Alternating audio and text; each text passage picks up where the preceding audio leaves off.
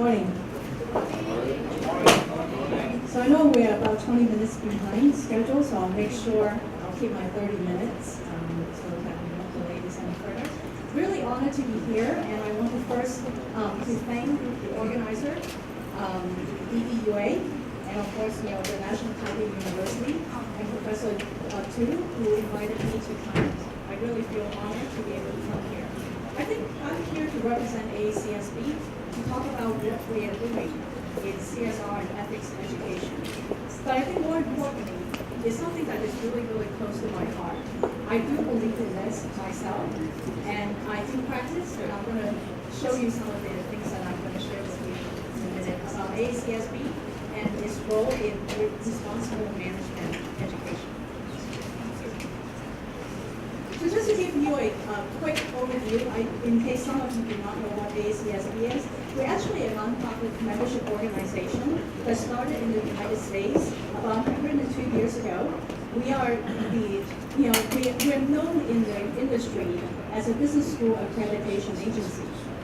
But I think the one thing I really want to stress today is that we are beyond accreditation.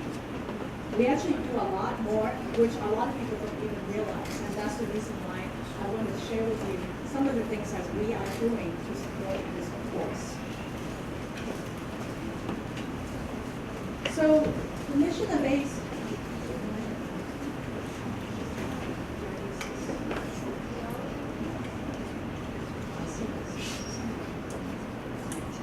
So we have actually 3 offices around the world. I support the Singapore office, and I'm responsible for the Asia Pacific region. And so we have 3 offices. Tampa actually supports all the schools in North and South America. And then Amsterdam supports all of our schools in Europe, Middle East, and Africa. We have about over 1,600 members from around the world. Primarily they are business schools. And out of those, we have about 816 that are already accredited by ACSB in 53 countries in the world. And about roughly a good number that are going through the process right now. So the vision of ACSB is really, we really want to ensure that we create prosperity for the global, for around the world. Business schools really doing something good for the economy as well as contributing to the society. And one of the values, I highlighted 2 words: ethics and social responsibility are very, very important to us. Just to show you where we are, the dark green color represents countries and territories where we actually currently have accredited members. The light green is where we have members, and the gray is where we don't have members at the moment. So just to give you a quick breakdown around the world, I told you about close to 1,600 members around the world. Majority are in the Americas, including the North and South America. And because this is an organization that was set up in the U.S. over 100 years ago, but I can tell you as of today, our membership has dramatically changed. I can tell you why, because right now the U.S. schools in our membership is only 42%. That means over 50% are really from around the world. So we have emerged from a U.S. focused organization to one that is really working with schools from around the world. At Asia Pacific, which is the area that I'm responsible for, we have about 350 members, and currently accredited schools are 114. 94 are now going through accreditation. So just to highlight, since we're in Taiwan, East Asia is actually the largest. We have the largest population of member schools as well as accredited schools. As you can see, Taiwan, we have 38 members in Taiwan. It's very, very significant because if you think about Taiwan relative to mainland China and Japan and Korea, it's a relatively small island, right? But we have a lot of people who really are thinking ahead and really wanting to be part of a global organization here in Taiwan. So I'm going to move into this, and this is kind of like a timeline as to how ACSB has been involved with something to do with ethics and CSR initiatives. So these are all the organizations that ACSB has been working with, over time. So I'm going to touch on a few of these. GRLI, their Globally Responsible Leadership Initiative, is ACSB is one of the strategic partners, and we're working very closely with this organization. Prime, we all talked about Prime, and in fact, when it was set up in 2007, ACSB and amounts of other associations as well as schools from around the world, we have been contributing to Prime, and in fact, we have been doing a lot in terms of even financial support or in-kind support to help promote, this concept amongst our members and, at our events to make sure we raise awareness. So the other one is responsible research and business and management. Recently, there was a white paper that came out in 2017 on the vision of responsible research in business and management, striving for useful and credible knowledge. And that paper is available. If you're interested, feel free to come up to me, and I'm happy to send you a copy of that. So these are just some of our schools around the world that are promoting this initiative, promoting sustainability and ethics education. So these are some of the pamphlets that they are using to promote about their course. So if we talk about primes, I just want to share a few best practices from around the world. We have a lot of members who are doing fantastic things around the world. I cannot list all of them, but I just want to kind of highlight a few here today.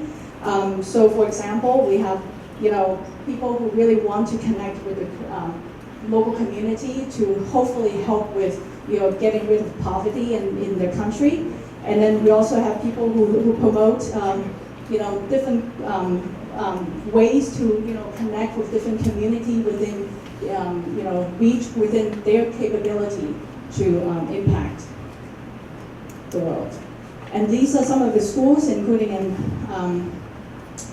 Malaysia, and Australia. So we kind of pull some of the examples from the Asia Pacific region as to some of the things that our member schools are currently doing. And just to highlight on other contributions, so these are all the projects that we've been involved with, we've been promoting, we've been doing a lot with. But today, for this purpose, I'm not going to go through all of them, but I just want to highlight a few very important things that maybe some of you already know that are very important. For example, ACSB is known for accreditation. So our accreditation standards actually want schools to tell us, what are you doing? So before you can even start the process to be accredited by ACSB, you must demonstrate as one of the eligibility criteria, that you are putting efforts into this space. And then, the other thing is we have affinity groups. These are groups that are formed by our members who are very interested in a certain topic or a certain area, and they get together. So the affinity group, one of them is called the Responsible Management Education, and they meet regularly at AACSB conference. And I'm going to also talk about collective vision as well as innovations that inspire, that are doing a lot in that front, in getting awareness, driving awareness, to ensure schools are doing their part to not only helping the society, but really incorporating that into part of their education for the future leaders of the world. So eligibility criteria C of ACSB business accreditation standards is the commitment to corporate and social responsibility. The school must demonstrate a commitment to address, engage, and respond to current and emerging corporate social responsibility issues such as diversity, sustainable development, environmental sustainability, and globalization of economic activity across cultures through its policies, procedures, curricula, research, and/or outreach activities. So that is in our standards. That is required for all the schools who want to get ACSB accreditation. This is one of the things that they have to meet. And the other part, I mentioned about the affinity group. This is our affinity group. Any ACSB member can join this group. It's actually a member network of management educators that really believe in this, in the sustainability, corporate responsibility, social entrepreneurship and innovation, and GRLI and the principles of responsible management education in business schools worldwide.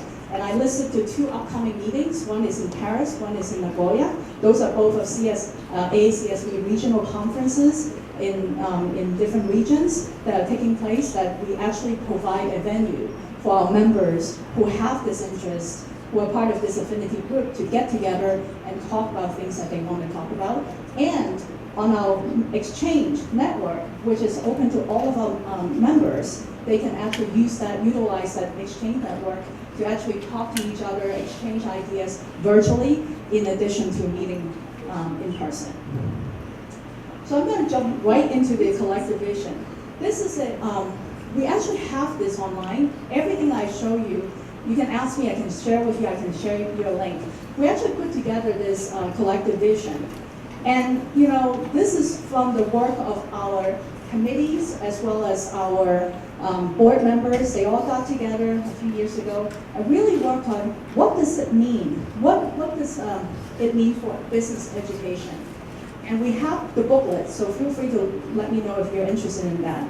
So basically, we feel that there are 5 key things that business schools should really keep in mind, and in order to really do something good for the community and for the students, the future leaders of the world. So the first thing is catalyst for innovation. We believe that business schools should really provide an environment, a place where you can actually help create, economic development, and also encourage entrepreneurship and management innovation. So I'm going to give you a few examples. So again, we have a lot of schools who have very good examples. I could not list all of them, so I kind of pull a few just to share them with you.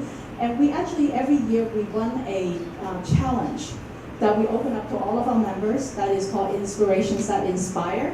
We ask members, actually it's going to be open soon for submission, and it's going to be closed in December. So if you are interested, please talk to me. Please submit something, a story from your school, anything that you do that is, that meets the selection criteria that we're looking for. So every year we run this challenge, and we've been doing it for a few years now. So some of the examples I'm going to cite here are all from schools that have submitted their ideas, their stories, things that they have done to share with us. So this school in Chile, South America. So in Chile, I can share with you 7 out of 10 SMEs, small, enterprises, within 10 years, they're going to be bankrupt. That is the statistics that the school actually found out. And what they did was, well, can we do something about it? Do you want 7 out of 10 businesses to go out of business, in your country? So they decided, well, we have resources, we have students, we have alumni. They're really doing very well in the industry. And they actually partnered with local businesses to get some funding. And they actually started this training for the SMEs in their country. And what they did in 2008, they started this. It's called the Mentoring and Training Program. So they actually engage the teachers, the professors, alumni, the current students, as well as corporate partners. So corporate partners provide the funding, so they're able to provide the courses, and faculty members actually teach it for free. They're not charging extra, they're just donating their time. And the alumni who are doing well, they come in as mentors to help these small business owners to understand, okay, what does it take? How are you going to think about businesses? How can you make sure you know how to draw a business plan? And they also provide courses for them to have actual training, education. And the students, the current students, they accompany throughout the whole process. They're part of that. They're actually learning with the SME owners.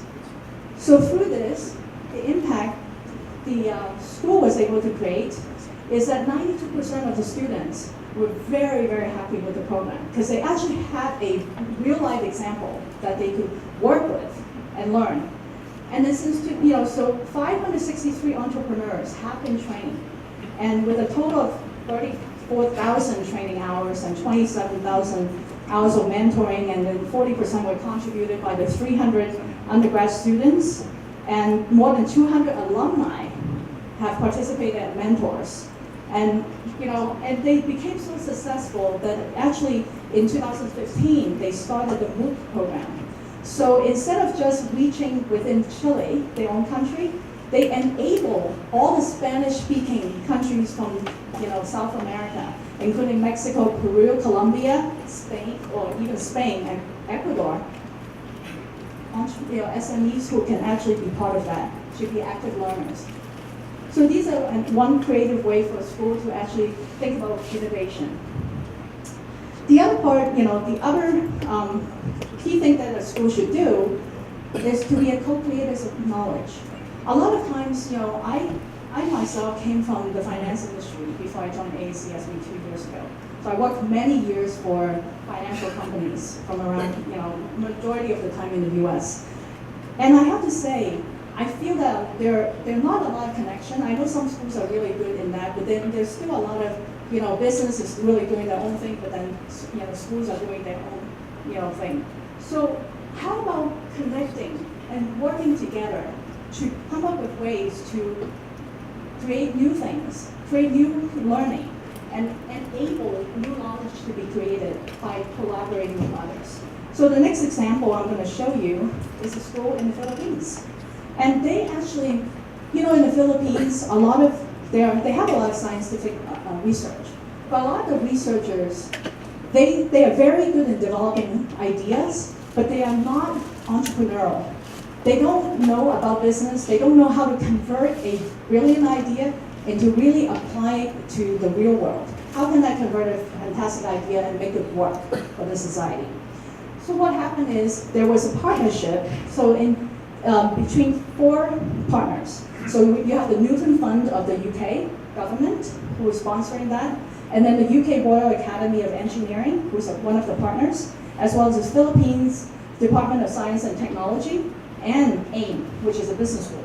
So what happened is they started picking every year. They have fellows that they pick really, really brilliant engineer or someone from science that they picked.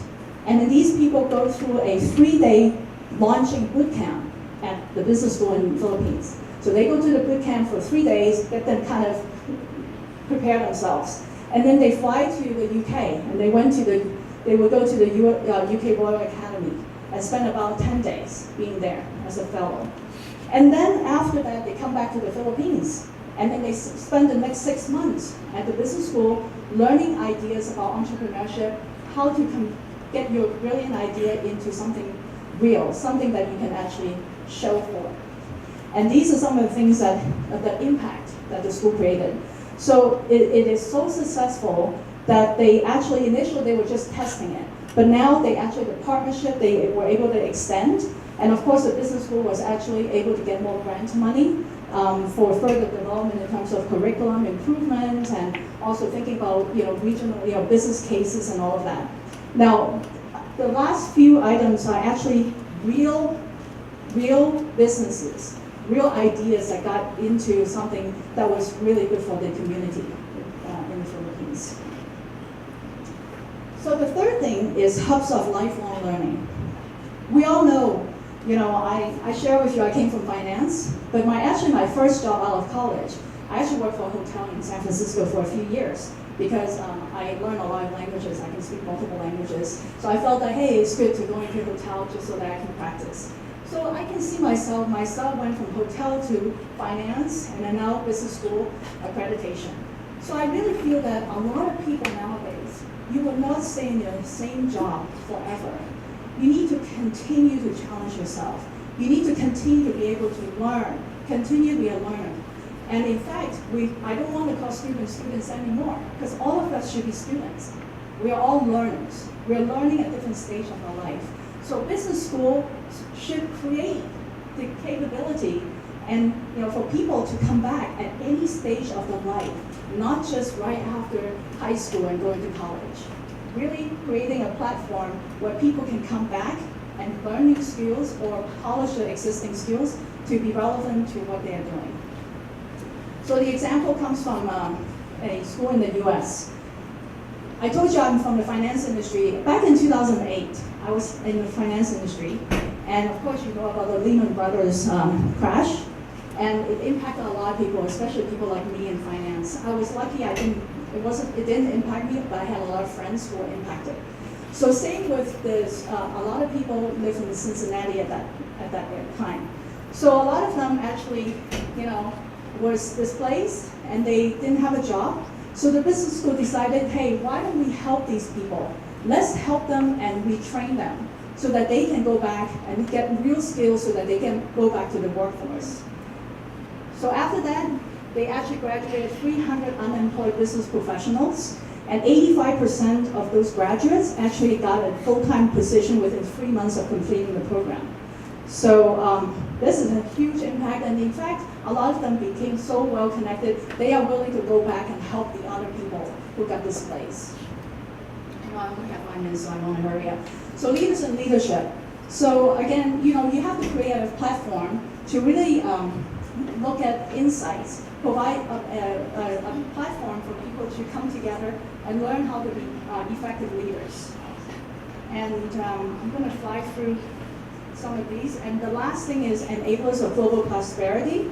Really thinking about how you can actually drive impact and encourage students to use management skills for the greater goods. So how do we get there? You want to make sure you have a vision as to how do you actually really think about, being the connector, being really working with others, working with interdisciplinary research or working with businesses, and really thinking about innovation, working with others. And hopefully through that, you can actually come up with new innovative ideas, new way of doing things, and really driving good economic impact to your community as well as social impact. And so what success looks like is really, these are all the things that we're hoping over time we're going to be able to get that. And I just want to show you, my team in Singapore, there are 8 of us, and we support our schools here in Asia. And lastly, I want to show you what these are. Actually, before I came to Singapore, I was in California. So when I was doing the finance industry, I got into composting. So I actually have my home in San Francisco. This year I have blueberries, strawberries, apricots, really, really delicious fruits. And all of them eat trash. Why? I don't use fertilizer. I make my own compost from all the fruit peels, all the eggshells. You can see, in my home in San Francisco, I have a yard, so I can grow a lot. But I moved to Singapore 2 years ago. I was kind of frustrated because I had to throw away everything. I don't have a backyard. But I started thinking a few months ago, why can't I convert my balcony into a small little garden? So I started 3 months ago in June, a little plant. You see that? You see a lot of eggshells in there? I've been feeding this plant trash, fruit peels. And then August, now yesterday, September, it's a really proud, tall tomato plant with tomatoes up there already. So I just want to demonstrate to you, all of you can do something, even it's very little. And I can tell you, back in California, ever since I started composting my own trash, edible trash, in California they collect trash every week from your house, and my bin is about this tall. Every week it used to be full. Ever since I started composting, it's only 1/3 full every time when the trash man comes, every week. So you can make an impact. And I hope all of you can think about what you can do. It's something we all do a part. And as educator, to help your future generation, and something that you can do individually. With that, thank you very much. Thank you very much. We also have our certificate of appreciation to give it to you. So 我想我们就邀请国际所的所长来为我们颁发这个奖项给 Mrs. Samuel. Thank you.